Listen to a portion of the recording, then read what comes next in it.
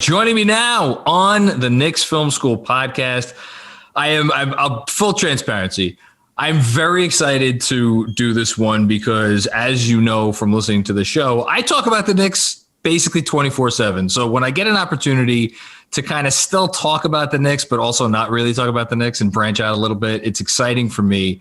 And well, if you're listening to this podcast, I have a feeling you're going to enjoy this one. He is the king of all things New York Yankees. He is the founder of Bronx Pinstripes. You could hear him on the Bronx Pinstripes show. He is also a friend of the Blue Wire Podcast Network, which is how we got him here today. The one and only Scott Reinen. Scott, how are you, sir? Doing well, fellas. Thank you for having me on. I really do appreciate this. Yeah, it's good. A lot of Yankees fans are Knicks fans. I think a lot of Knicks fans are Yankees fans. Maybe not all, but there are some, and maybe not even any on this podcast. I don't know. Well, trust me, we're gonna get into that. So obviously, you know, we're having you on because the baseball season starts in. Well, let's see. This podcast is dropping on Wednesday. When I should know this. When is opening? Thursday at 1, baby. We got season. The season is starting on time, which is just a great thing to see considering what last year was. Did you? I'm gonna already divert off course. Did you expect it to start on time, or is this a little bit of a surprise for you?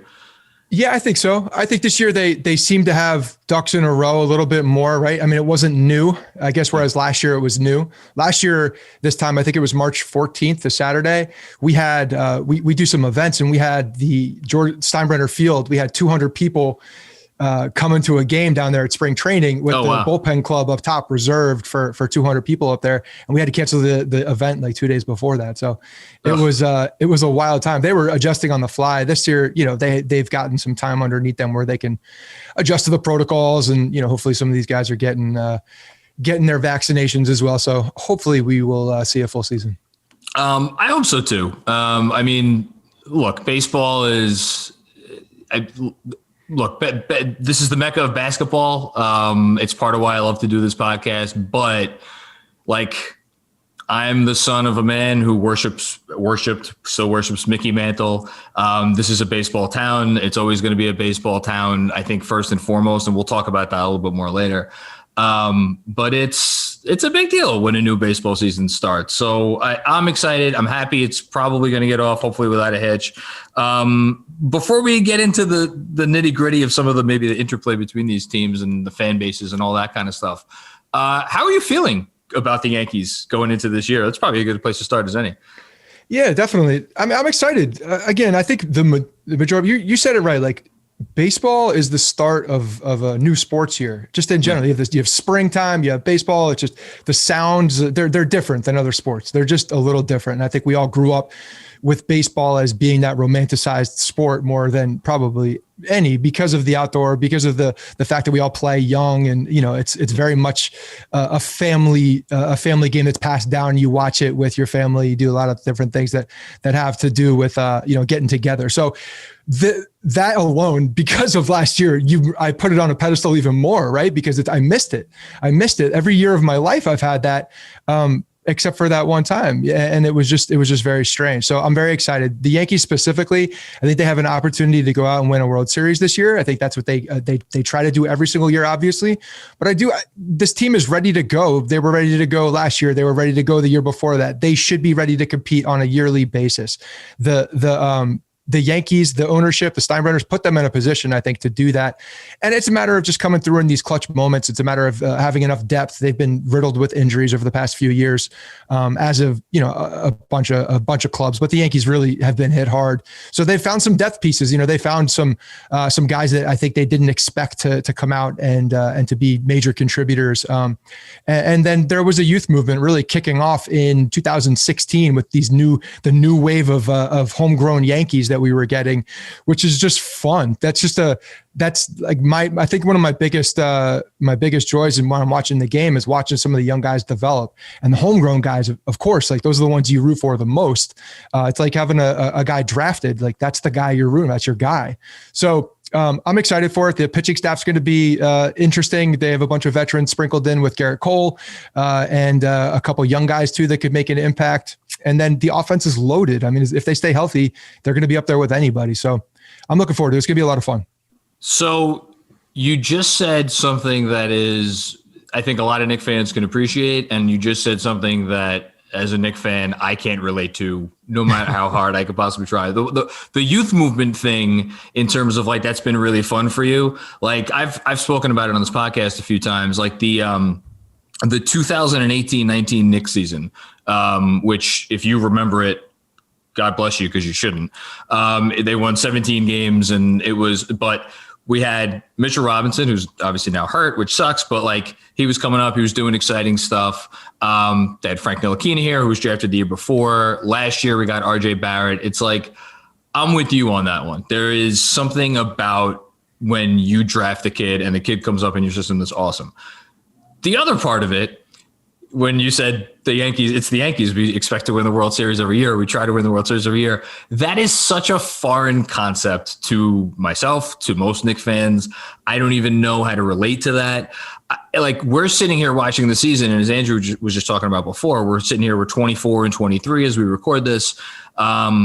It's been a really fun time for Knicks fans. For Yankee fans, I'm just wondering, it's like, there's now been, I guess, four straight pretty disappointing playoff finishes. Like how is the fan base like I know you're excited, clearly. How is the fan base feeling about the Yankees? How is the fan base feeling about being Yankee fans right now? I mean, everybody's in a good place. The Yankees signed Garrett Cole last year, right? At that point, the best pitcher in baseball, up there with probably Jacob deGrom as the best two pitchers in baseball. But you're looking at in 2016 when they went out and decided to make a very un-Yankee move, and they traded people away at the deadline, which doesn't happen with the New York Yankees. And then you have this youth movement of guys who are coming up and actually playing much better than you expected. You expect them to not, the expectations are low. And that's a big deal in New York, I think, having the expectations, understanding where they are, and then you're feeling towards whatever that season is. But we had Gary Sanchez coming out, looked like Babe Ruth hitting the ball, coming out of the game. I mean, the dude was literally on a Babe Ruth tear. It was ridiculous. So you had some of these new guys coming up, and you felt it. It was something exciting. 2017, I think when you see all those young guys, you're expecting them 2 years, 3 years, maybe that's the window, like 3 years, 2 years, they could compete at that point. But in 2017, I loved the roster in 17 because they had a construction of young guys, veteran guys, very similar to the early construction of those 90s teams when you saw, the young guys of that era coming up, the Jeters, the Bernies, that world. And then they sprinkled in the veteran players that were not only complimentary, but a few superstars as well, but they gelled, they worked really well. The construction felt similar with Matt Holliday and Todd Frazier and Judge and Sanchez and these guys. So they played better, I think, in 17 and had a better year than anybody expected. And that was fun. That was a lot of fun coming back in Cleveland to win that series. And then, of course, losing to the Astros in the ALCS, which looking back hurts even more, understanding what that opportunity could have been and what should have been. So at that point, like now your 2 to 3 window, your window is out the door, right? It's gone. Yeah. Now you're like, okay, we got to win. We just tasted it. We know that they can do this. Yeah. They lost, at the end here and we're ready to go. So now expectations are lofty. They go out and sign Garrett Cole. You better compete for a World Series. And I think at this point, anything less is a disappointment. I'm just hearing you talk about the construction of the rosters. And so I was a massive Yankee fan in the late 90s and into the early 2000s. And I remember those teams well, and just reflecting back as I'm hearing you talk about it, I never thought for a second like, oh, we have the kids, but at the same time we have like the right veterans that have been brought in. You just brought it up that's still something that obviously goes on in baseball now. In the NBA, it's weird because there's this, I don't know if it's a talking point or if it's a legit thing that like you have to be on the same timeline. Like your whole team has to be on, like if like the Knicks right now, their best players, I would argue, are 20, 21, and 26, right? If they went this summer and signed, 32-year-old DeMar DeRozan, I'm just pulling a name out of my rear end, like people would be up in arms because they're like, he's 32, RJ Barrett's 20. Like, how does this work? That doesn't seem like people in baseball care about that. You're just putting together the best roster possible, right? Yeah, well, I think with the young guys in baseball, it's different, right? Because it takes so long for them to get to the major leagues. You understand where your window of opportunity is, and there's 9 guys on the field, and then you have pitchers behind them, and it's just such a big roster that you have to have these complementary pieces that have their own little role. Whereas I think in basketball, you have your starting 5, and then you have the bench. I understand that you do. I think there's the young guys, it's hard to win in the NBA as a young guy consistently. Yeah. So you have your veteran guys, and if you bring in and spend too much money on a guy with other players that haven't developed into that type of player who can win in the playoffs and deep into the playoffs and play for that championship, then you're like, what are we doing? Why are we wasting our shots at this point? So at that point, you're looking at almost development until those guys are ready to go and really compete. And at that moment, you surround them with the people. And that's why I have a feeling you see all these super teams. These guys are all just at this point ready to go, and they want to band together. I mean, unfortunately, the Nets were the one of the prime examples of how that doesn't work. Yeah. But you see. It's different because I think there's smaller windows of opportunity in basketball, whereas baseball, it's such a longer play for development that you have those opportunities, and you better, plug them in when you have young guys ready to compete in their mid-20s. You better plug around guys who are ready to win and know how to win. I think it's a different animal. Yeah. And, obviously the Yankees have, I would argue, towed that line as well as anyone in baseball over the last, 2.5 decades now. Do you get the sense that Yankee fans still appreciate regular season success? Again, referencing the Knicks, it's in some ways that this is the most fun season I think in some ways that we've had in the last 20 years. I know Andrew has some opinions on 2012-13, which whatever, it's one of the 2 most fun seasons of the last 20 years. And again, we're sitting here talking about this. We're a game over 500. Is it just is it so expected now from Yankee fans? We're just going to win 95 games, or is it still fun? It's a tough question. I think it depends who you ask, to be honest. And again, I think it goes back to expectations. You guys you've been demoralized for a long time as Knicks fans, right? You're like, what's going on here? You have the opportunity for that to happen. Look, I will get to our teams later, but I'm also a Jets fan. Unfortunately, there's things that have happened to me that I've been tortured. There's a tortured past here with some things. So there are things that have happened to me. That is talk about it on a t-shirt for Jet fans. I've gotten very angry. I'm an emotional fan. So the answer is yes. There's definitely a level of expectations now. And I think as a younger fan, also you want to win every single game. As I'm getting older, I'm not going to say as an older fan, but as I'm getting older, and I have a kid who's 3.5 years old now, and I'm seeing different sides of it. I've been covering the team for 10 plus years. It just looks different, and I appreciate the smaller things about the team, I think. And so I like watching the development. I like the intricacies of baseball and watching some of these guys go through the different phases that they go through in a season. So I like that part of it. But there's definitely an expectation to win. And the regular season definitely gets longer and longer and longer and longer until last year when it was shorter. But the 162, you expect the Yankees to be there at the end. So yes, some games, while they all count the same in April and May, don't feel the same as they do in, post All-Star break. But there's an expectation to win for sure. I think, because of that, I'm almost wondering, is it easier for fans when you lose a game or you lose a couple of games or you have a 2-5 week to put the target on a particular play? We have Elfrid Payton, right? As Knicks fans. I don't know if you know who Elfrid Payton is. Again, if you don't know who Elfrid Payton is, God bless you. He's the starting point guard for the team. He's not very good. This happened, we just had a Miami game where was it his fault they lost the game? No. Did I go on a rant comparing Elfrid Payton to dirty underwear after the game? Yes, I did. Because it was an interesting, it went down an interesting path. It did go down. I have a mother that goes the same, that would do the same thing. So I understand. While it went down a weird path, I understand what you're saying. You appreciate it. That makes me happy. Is there a guy like that for Yankee fans who, if things are going poorly, it doesn't even matter how good of a game or a bad game he had, you're just he's going to get the shit? There's a lot of guys that you could place that blame on, again, with a bigger roster, I think. But it goes down to who we're paying the most, I think, really. I know this one. Is it? Yeah. Is it Giancarlo Stanton? Is that? Easy scapegoat, very easy scapegoat, because he's getting paid an insane amount of money. Garrett Cole, while he is not an easy scapegoat because he's getting paid money, because he just doesn't do badly. The guy's just phenomenal. So it's hard to identify him as one of those people, even if he has if he's not shutting guys out, like you're like, what's going on here? He's that type of guy, but he's very meticulous. Stanton, on the other hand, can look lost at the plate, and you see the amount of money and look lost.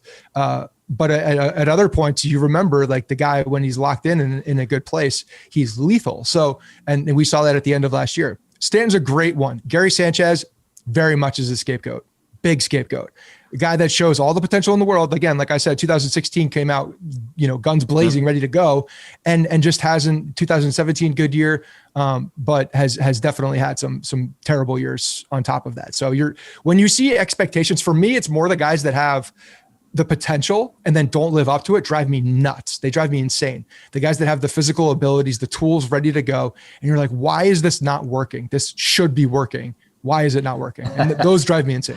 Yeah, no, I could appreciate that. We've had a few of those pass through the garden over the years.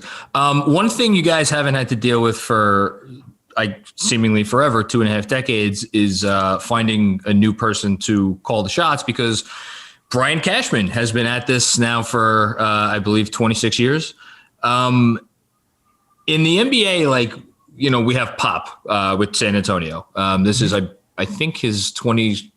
Yeah, I think it's his 26th year. Wow, they might have come in the same year. Andrew, you want to look that up? Because I feel like that would be interesting. But you talk about Greg Popovich in NBA circles, and it's like he's beyond revered. I think he's revered in San Antonio. I think he's revered just in general, like any NBA city.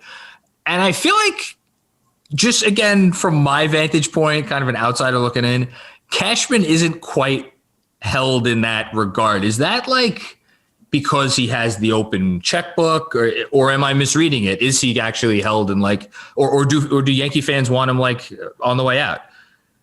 No, I mean, I think Yankee fans are good with Cash. You get your little side arguments against him. I mean, you could talk about the fact that when he trades for pitching, it's not usually done in a way that works out for the Yankees. He's had opportunities to really make his mark on the pitching side of things via trade, and hasn't really, found that window. In fact, he's had some pretty terrible trades, but there's been some good stuff that's happened as well. Do you have a worst one?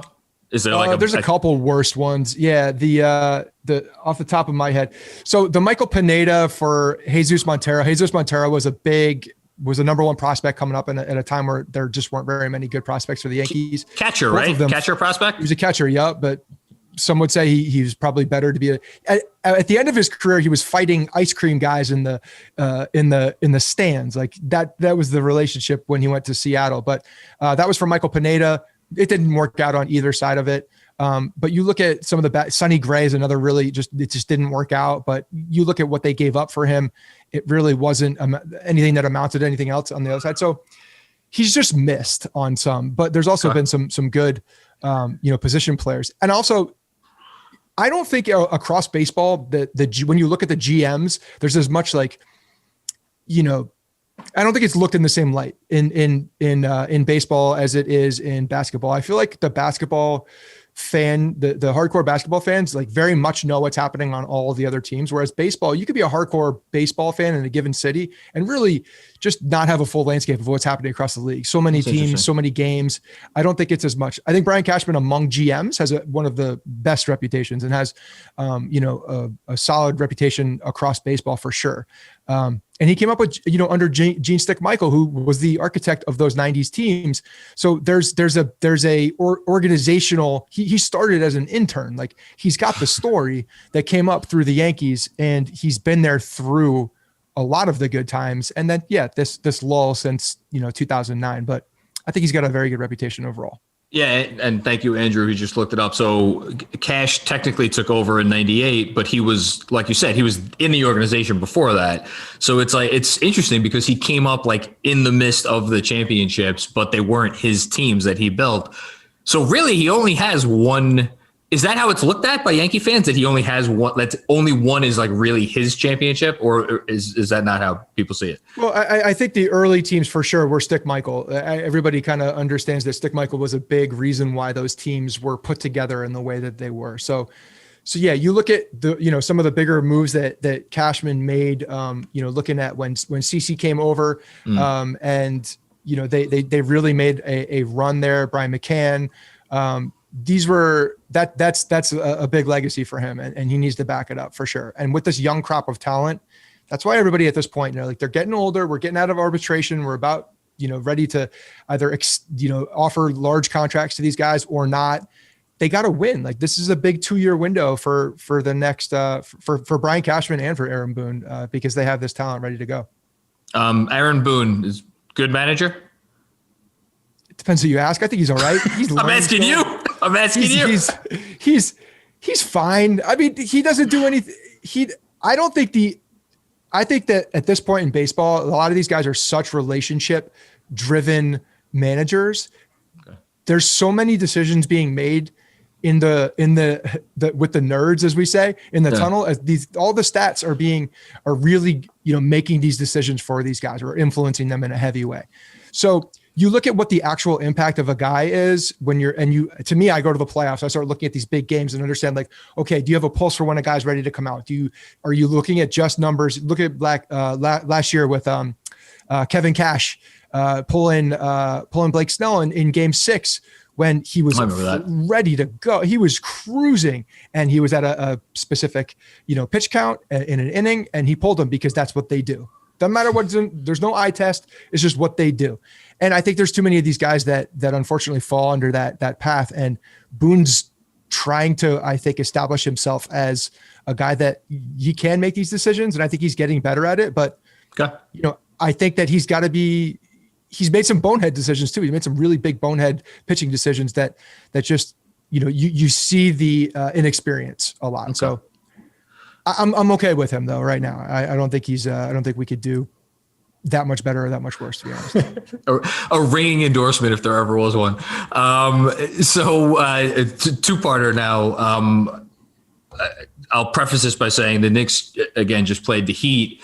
I'm, how old am I? I'm 37 years old. So for me, it depends. You can always tell the age of a Knicks fan if you ask them who's the Knicks' biggest rival. Cause you get, like, if someone's over 40, actually, no, if you get someone that's over like 50, I feel like it's gonna be the Celtics. If you get someone that's like a few years older than me, it's going to be the Bulls. You get someone right around my age, maybe a little bit younger, it's going to be the Heat or the Pacers. So for me, it was those rivalries. I haven't felt the rivalry in 20 years. I'll just be honest, because we've sucked. And like the little bit of time that we were good, there wasn't enough time to develop those rivalries again. Now it feels like we're starting to develop it again a little bit with Miami. We'll see maybe with Brooklyn will come up. One, who is the Yankees' biggest rival right now? And two, I can tell you're confident about the team this year, but who is the team that you fear the most for the Yankees in this baseball season?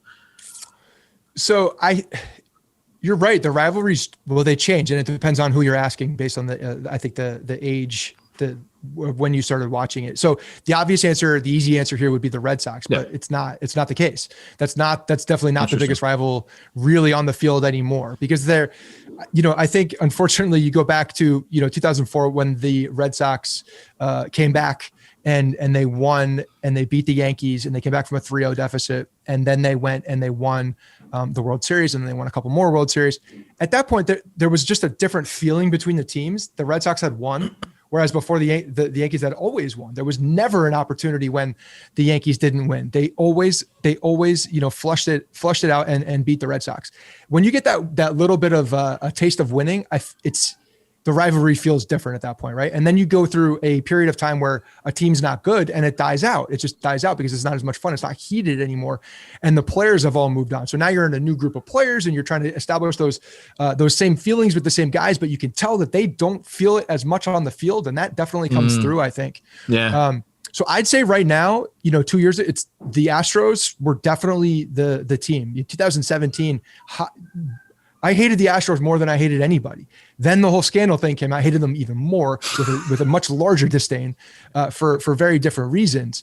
I like to respect my rival, because it's more fun and they're good. But at the same time, there's a special type of hatred that lives between the lines that you can muster up. Can I ask, is that Yankee specific? Or not, I know it's not Yankee specific because I know all of baseball hates the Astros to a certain extent. But do you think the Yankees and Yankee fans hate them like more than any other fan base? Yes. Oh, yes, absolutely. The Astros got rid of the Yankees in 2017 when they were, again, not expected that year. But as the playoffs went on, you felt it. They were playing well. They came back against Cleveland. They took it to Houston. They won games they were not supposed to win at that point.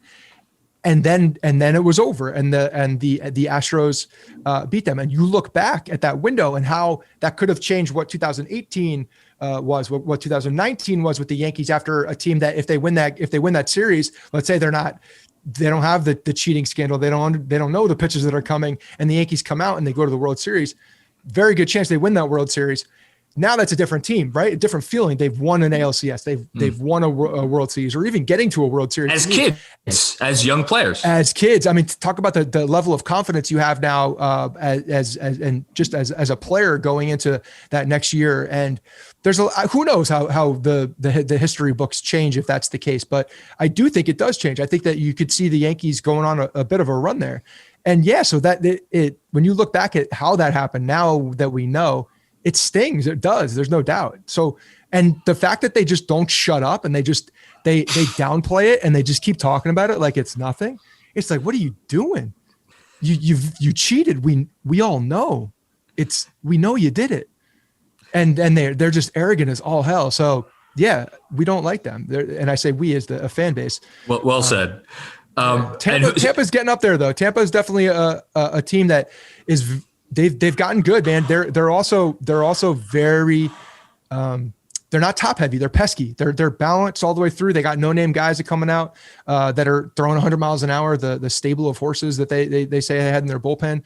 They're very good. And even though they lost Charlie Morton and Blake Snell, two top of the top line pitchers that they had, I expect them to turn it over and probably produce two guys that will fit the bill and they'll be there at the end. So I think that's probably their biggest in-division rival as well, and probably their biggest, deterrent from winning the AL East too. Okay. Is there anybody in the NL you're already thinking about, or you're not even worried about that yet? I tend to not worry. I mean, the Dodgers obviously are just insanely stacked. The team is so good, pitching, hitting, everything. It's hard to find a weakness on that team. The Mets have a damn good team this year too, so we'll see what happens. I was waiting to hear when they were going to come up. I figured in true Yankees fan fashion, we're just waiting for the shoe to drop, to be honest. But we'll see what happens. They have a good team. They have a good pitching. They have a good pitching staff, and they got some. I'm watching Andrew as he's listening. I know, so am I. I'm more talking for the reactions, in all honesty. But keep it going. It's great. Great. They have a good team. When you have a guy like DeGrom at the top of your rotation, and now they have their shortstop, hopefully of the future. We'll see if they can lock them up. But they have a dynamic team. They really do, and they have good balance. Again, they have that good balance of young guys and veterans. I think so. They could make some noise. It's a tough division though. Yes, and $385 million. That's what my Metropolitan newsletter told me this morning. That's what I saw. The counter, the 12-year counter. That would that be the biggest contract in baseball history, or is there? It's up there. I don't know. Bryce Harper's was massive. Machado's was massive. You mind if I jump in here? Yeah, please. Go ahead. So right after Harper signed his, it was literally a week later. So Harper's was 13 for 330. And it took like that whole offseason. A week after, because Boris was holding out to make him the highest paid player ever. And he was. And a week later, Mike Trout got an extension for $430 million. Oh, that's right. Exactly $100 million more, which is why Lindor has this. Well, I should be getting that. I want to get an extension until he's 40, which you talk about the shoe dropping. You don't even have to wait for it. Mets fans our PTSD is even worse because we're waiting for that shoe to drop as well and expecting it regardless of who the new owner is or who the new manager is or who good trades are being made. So yeah, you guys have been hurt. You guys have been hurt. Mm-hmm. And it's a similar, as a Jets fan, I'm just waiting. I know even if they do the right thing, I'm expecting them to screw it up in a new way somehow. See, that's where we relate there, Scott. Because like as a Jets fan, regardless of what they do this offseason, whether they keep Darnold or take Zach Wilson and then trade Darnold, or they make the big trade for Deshaun Watson, which obviously has other complications now, it's gonna go wrong. Like Watson will be suspended for life. Wilson will end up being Ryan Leaf. Darnold will, if he stays here, he'll be a bust. If he goes someplace else, he'll win the Super Bowl next year. That's what's going to happen. You have PTSD, right. Man. Hence why until we see something different, that is what's going to happen. Until the trend has stopped. Exactly. Yes, that is hence why we're enjoying just a 24-23 Knicks season. Exactly. No expectations whatsoever. Yeah, it makes sense. It's a good time. So to do this, I'm really excited to do this. So John Jastrzemski, formerly of WFAN, he's now with the Ringer. I think him and Bill Simmons did a ranking of the 8 New York teams on a pod like a month or so ago. We have some different allegiances. So actually, before I do this, can I haven't done a good old fashioned confessional on this podcast in a while. Scott, can I bore you for a minute with a little confessional? Please do. Because when we talk about 8 teams, it hurts my soul a little bit as well. So let's just, So I was raised a Yankee fan. Like I said, my dad worshipped Mickey Mantle. Like worship.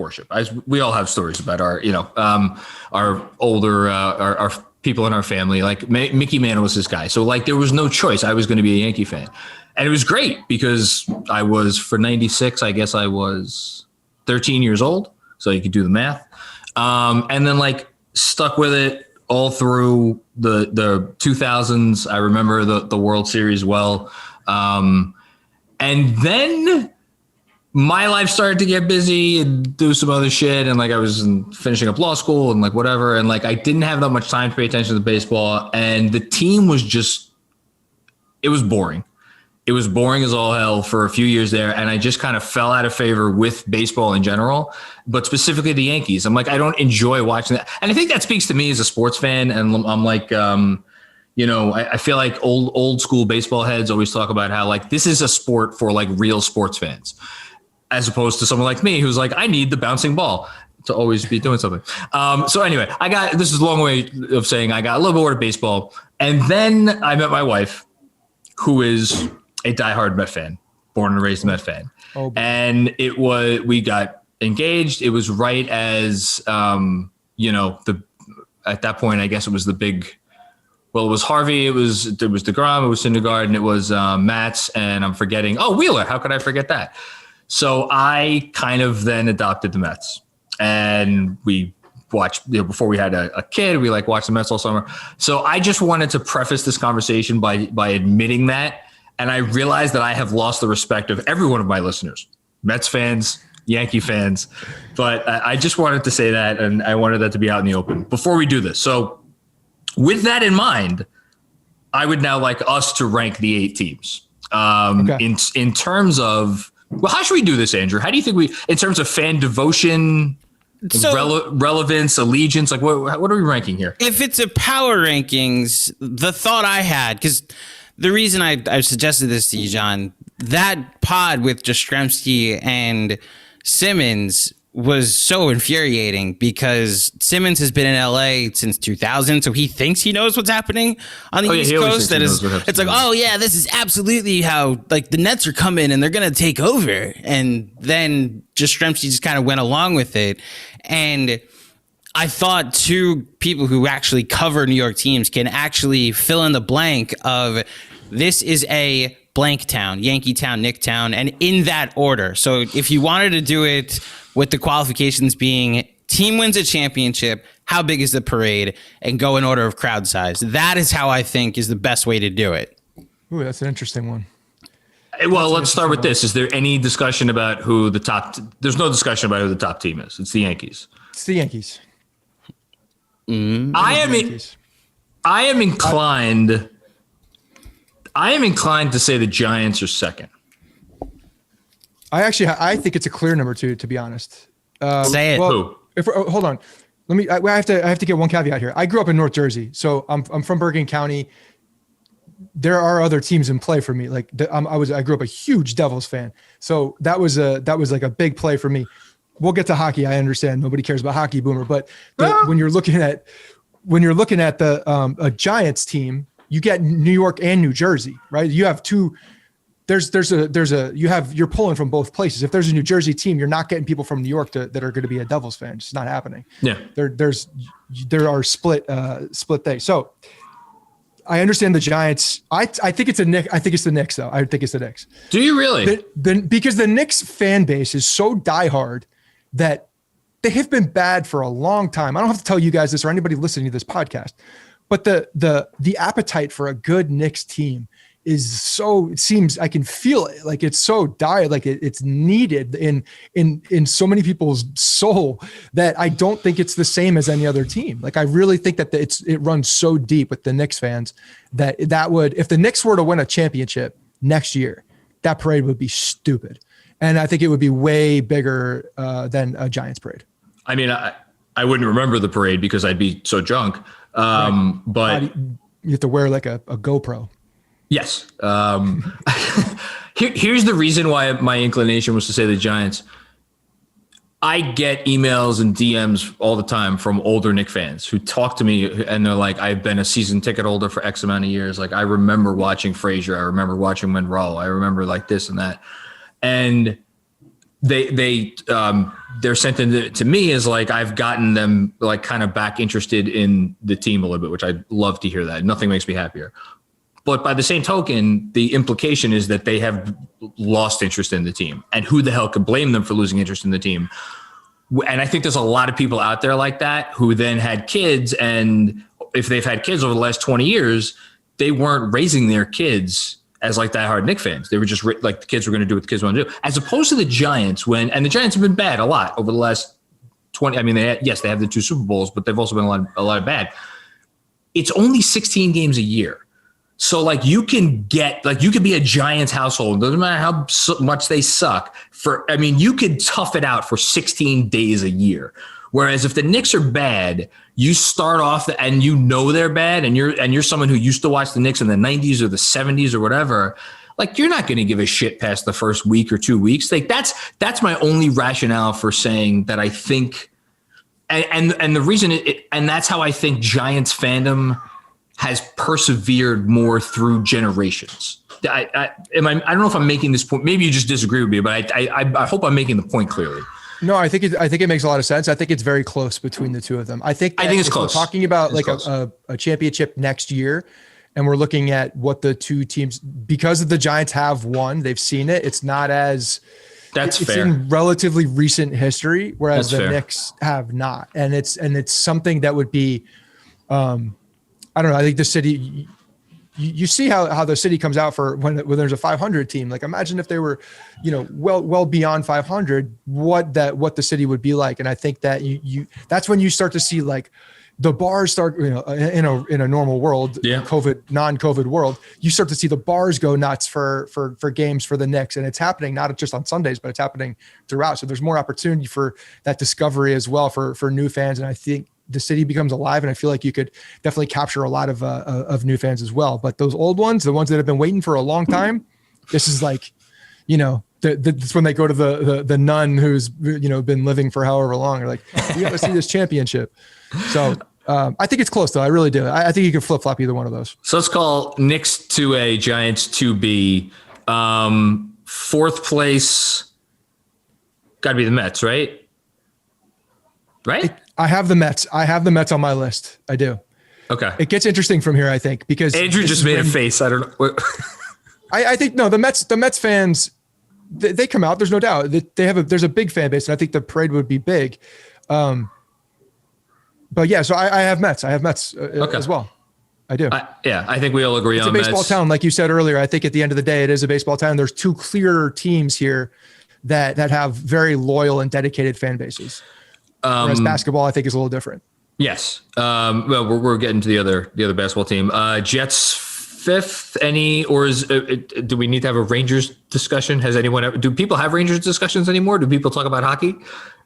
Well, I think it's in a similar vein. I don't know. I'm not sure. That's also the team that fell off, the sport that fell off for me. It was basket. I used to be a big Nets fan growing up in the days of the Brendan Byrne. Like I was one of 10 people in the Brendan Byrne shouting to my boys on the other side and they could hear me.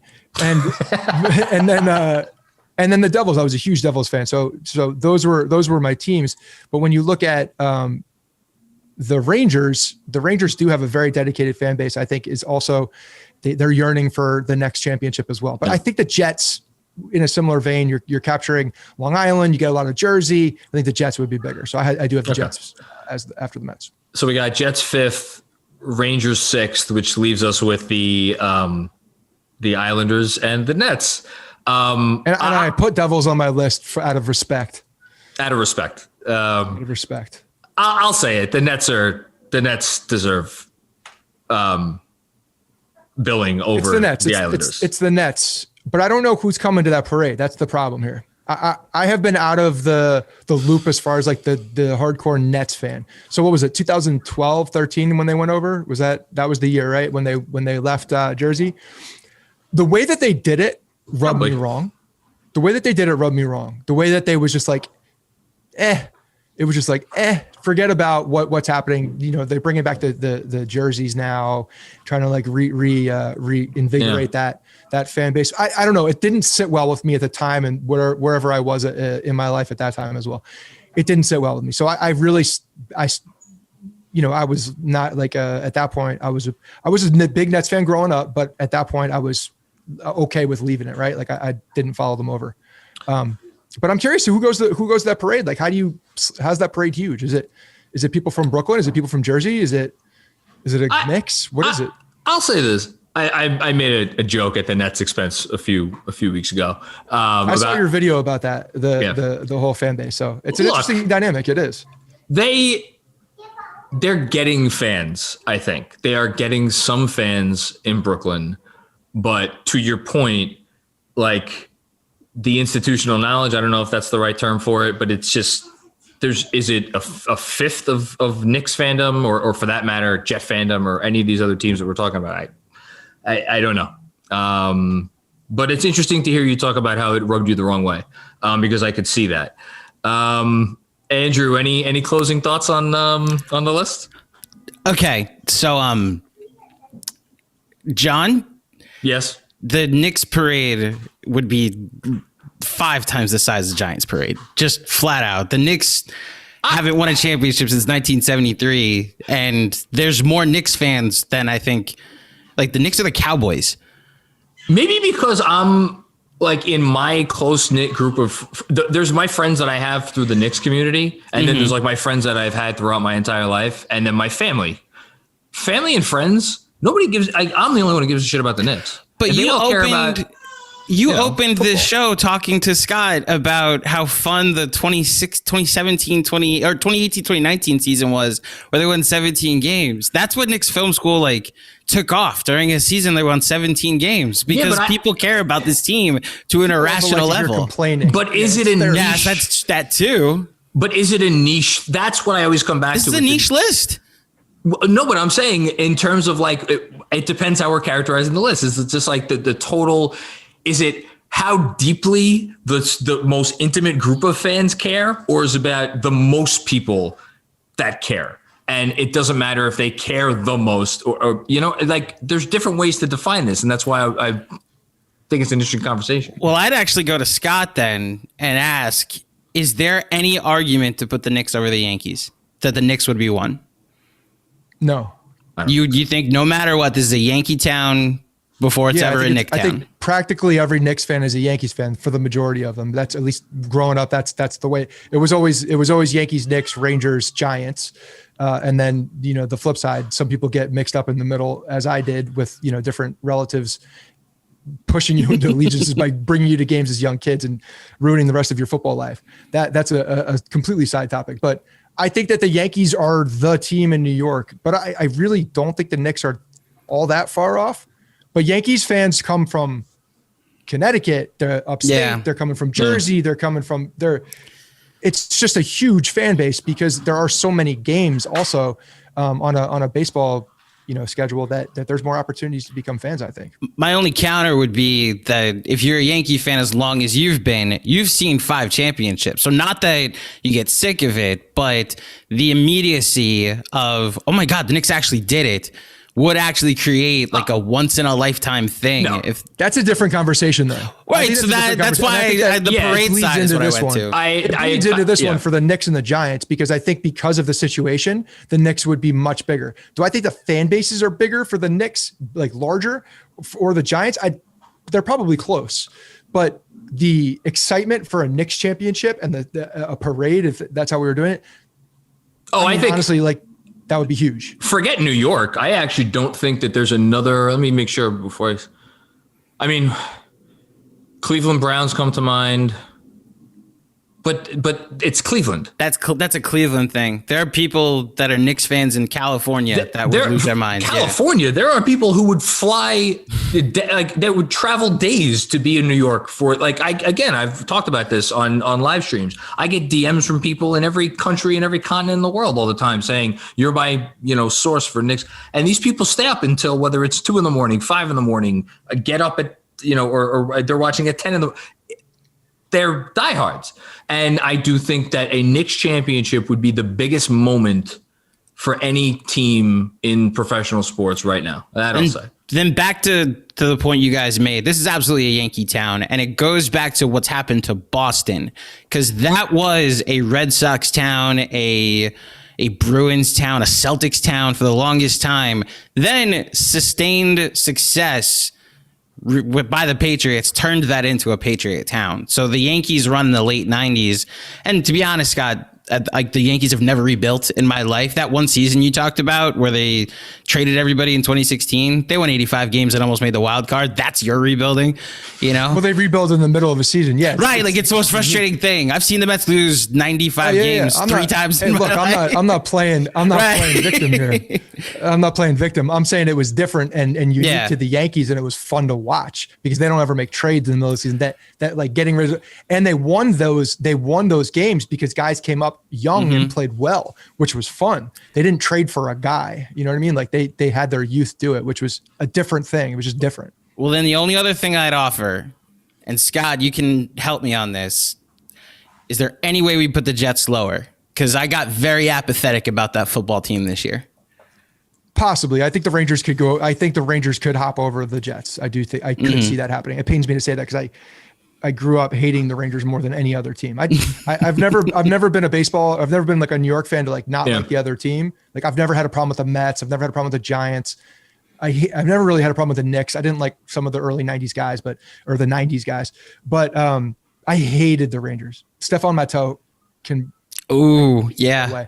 I hated that team with a passion because it was like a civil war in our schools. Like it was very divided between Devils and Rangers.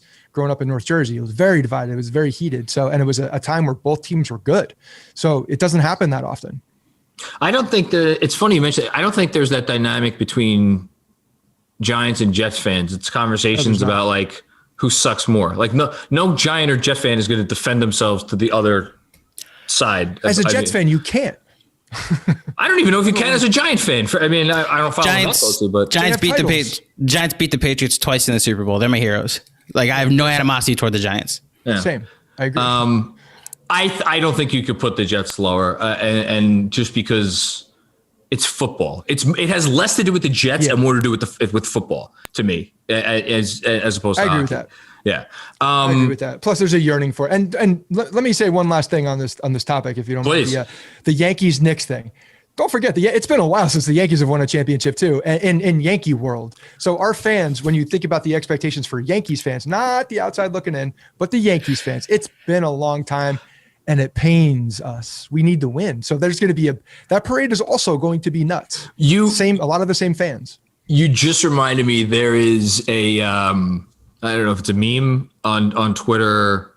Of that I don't know who put it up. It's someone pointing out a bad Laker lineup from a few years ago before they got LeBron. And I don't know who the hell is in it.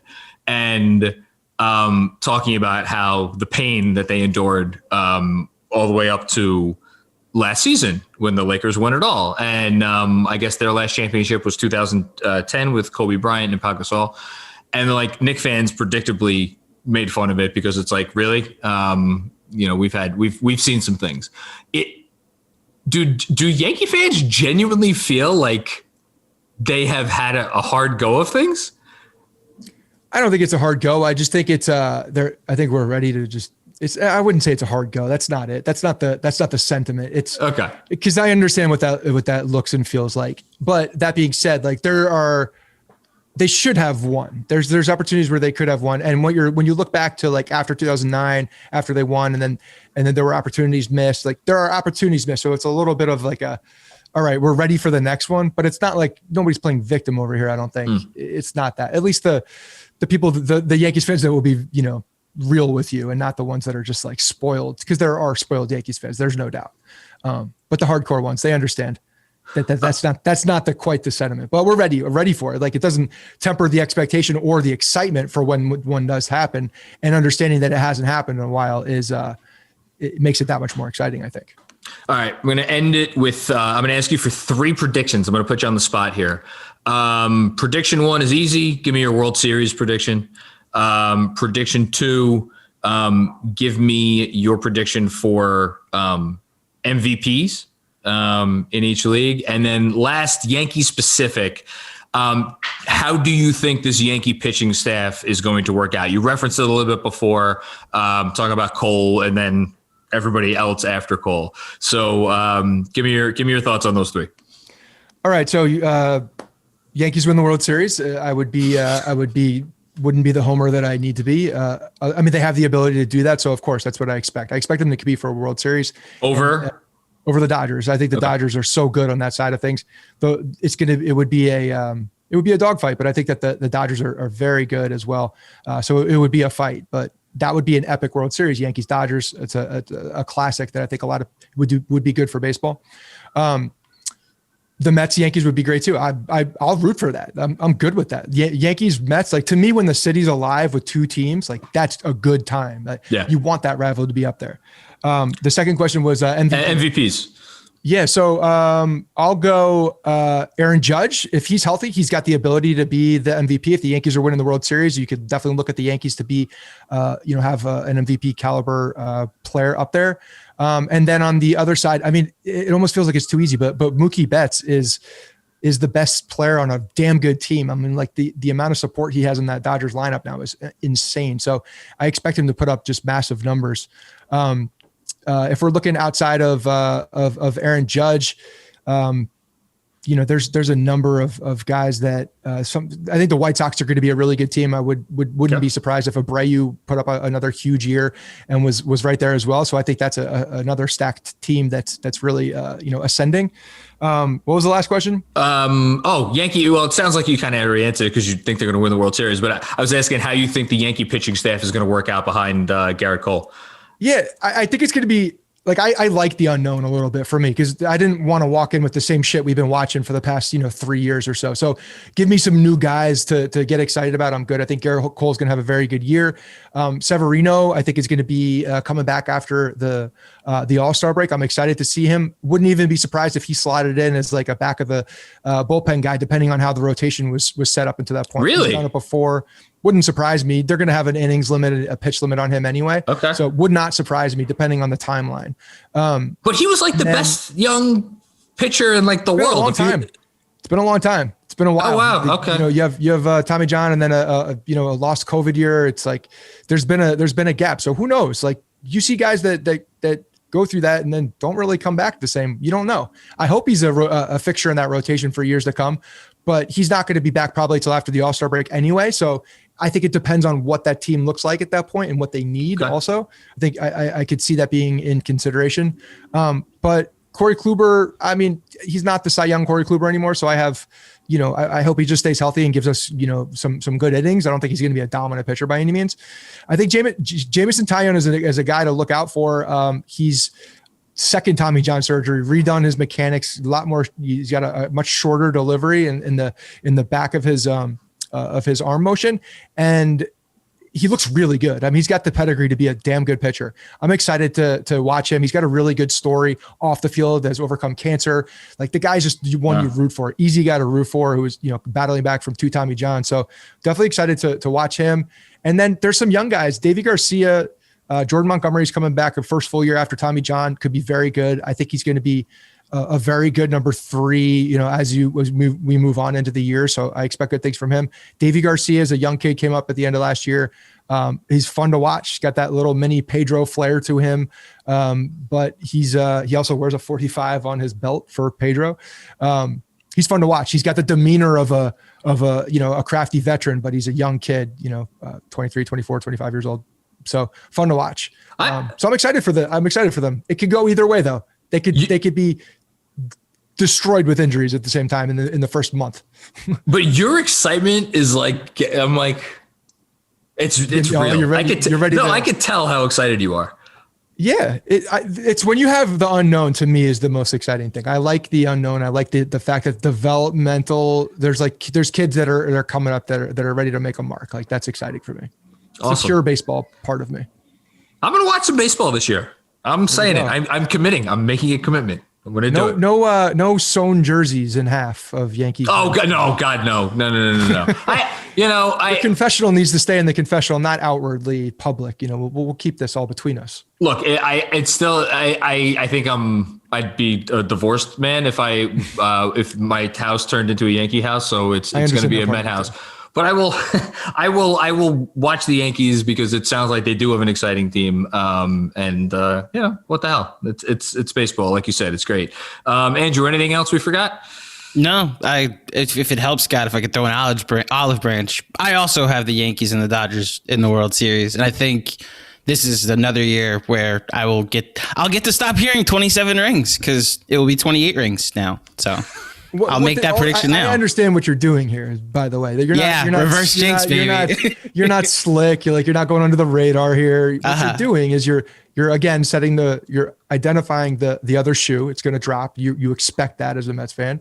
So anything that goes beyond that is great. It's gravy. It's beyond expectations. It's setting yourself up for a very good year. I understand it. It's smart. I would do the same. Being a Knicks fan has taught me that. And by the way, you mentioned that a Met Yankee World Series would be fun. I want no part of that. Why? Because remember how the last one went? You got to have fun during that. Watching I remember that one. Derek Jeter throw out Timo Perez because he stopped running. Watching Todd Zeile hit 379 foot balls to the fence. If they had just gone 379 and a half foot, it's 2 home runs. No, it's now 2 outs instead. Okay, I'm ranting. You're done. I do think the Yankees are. I would be shocked if they're not a 100-game winner and deep into October next year. Yeah, if the pitching holds up in the playoffs, they have an opportunity. That's a big piece of this. So we'll see. Well, here's to good baseball from all the teams in New York. Scott, before we get out of here, can you please remind the folks at home where they could find you and your stuff?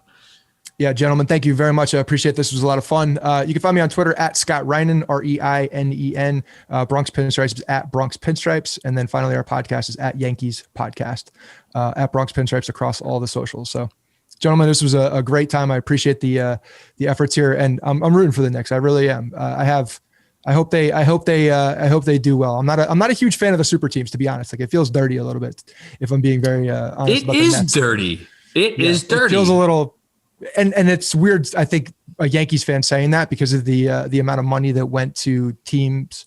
But even those teams, I'd say, like, they feel different. They feel different when you have some homegrown guys. When you have guys that don't expect it, it's a sweeter taste. I'd say. So we'll see. We shall see.